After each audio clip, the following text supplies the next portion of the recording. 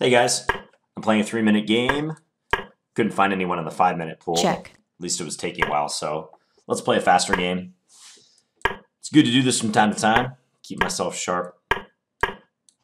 Maybe someday I'll solve this time pressure problem. Let's take with the knight.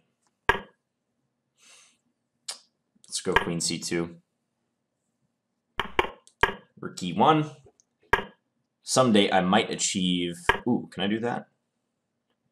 You should go e5. e5 would be a good reply. Because if he takes, I can play knight d4. Now, if I take here, he takes on d5. Ooh, but. That could get interesting. Okay, I'm going to do this, because if he plays knight takes d5, I think I can go queen e4. Does that work? I think it does. And his knight is pinned. Take that bishop behind it.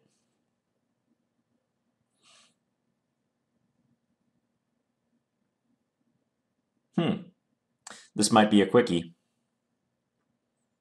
I don't see how he avoids material loss. Yeah, and he resigned.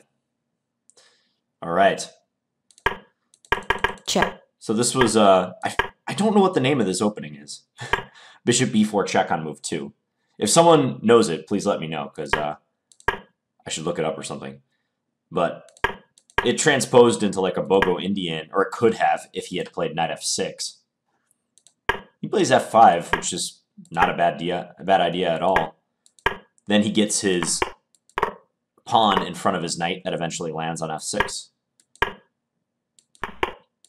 So this idea that I executed with d5, this is very common to Nimzo positions, or Bogo positions, Queen's Indian. I guess not Bogo so much, but Queen's Indian and Nimzo, where you go d5, and if they take it, then you go knight d4, and you unleash this bishop, and you destabilize this square, f5, so that pawn's undefended. And white gets a lot of dynamic play.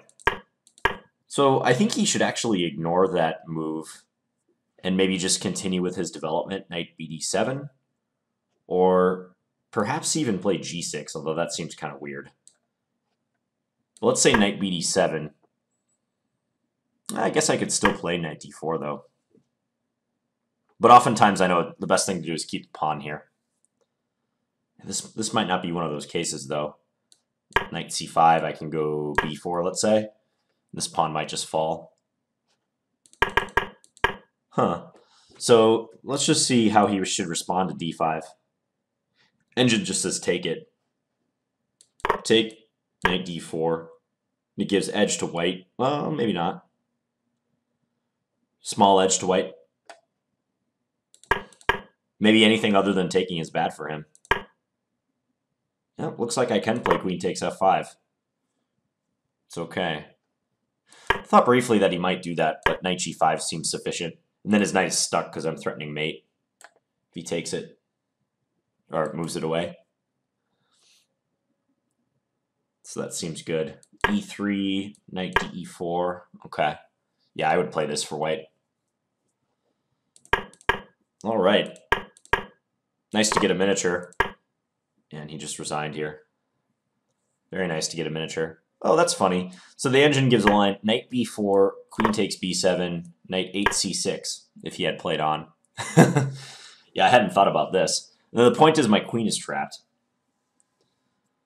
Yeah, I don't have a good route to get out, and he's threatening to put a rook on b8 and win the queen.